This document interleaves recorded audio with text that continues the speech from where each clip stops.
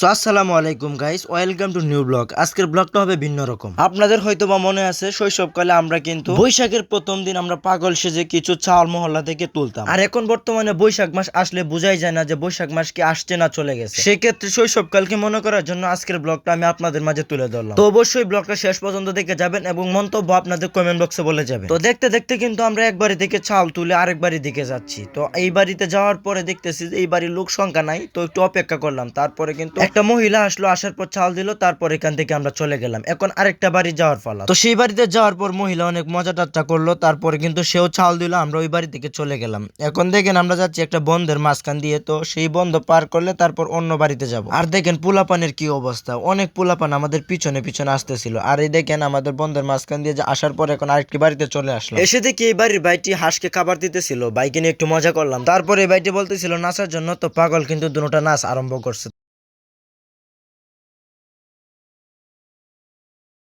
তো নাচ শেষে কিন্তু তারাও চাল দিয়ে দিল দুই ঘর থেকে। আমরা তারপর চাল নিয়ে কিন্তু অন্য বাড়িতে চলে গেলাম। সেম অন্য বাড়িতে আসার পরে বলতেছে নাচ দেখানোর জন্য, নাচ দেখালে চাল দিবে, না হলে দিবে না। তারপরে কিন্তু পাগল দুটো আবারও নাচ আরম্ভ করলো। তো নাচ শেষে তারাও কিন্তু চাল দিল, আমরা সেই চাল নিয়ে আবার অন্য বাড়িতে চলে গেলাম। আর এটা যে বিনোদন সবাই কিন্তু বোঝে, যার কারণে অনেকে হাসতেছিল নাচ দেখার পরে। আর এখানে পোলাপান এরকমটা করতেছে কারণ আছে, কিছু কিছু মানুষে উল্টা ডিব্বা দিয়ে কিন্তু চাল দিয়ে দেয়, যার কারণে পোলাপান কিন্তু এরকম করতেছিল। এখানে দেখুন পোলাপানে দাদা লাগে, যার কারণে এরকম ফাইজলামি করতেছে। তারপর এখান থেকে চাল নিয়ে কিন্তু আমরা অন্য বাড়ির উদ্দেশ্যে রওনা দিলাম।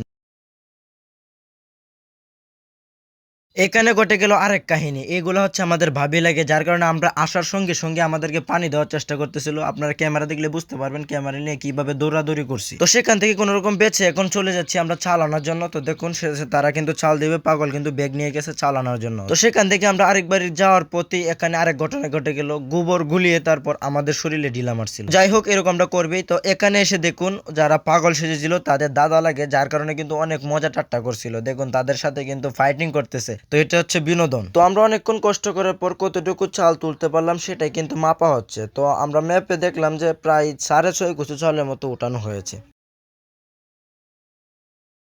তো মাপা শেষ, চালও বিক্রি করে এখন আমরা মুড়ি নিব খাবার জন্য, কারণ অনেক মানুষই আছে কষ্ট করেছে, তাদেরকে খাওয়ানোর জন্য আমরা 1 কেজি মুড়ি আর 1 কেজি চানাচুর নিলাম।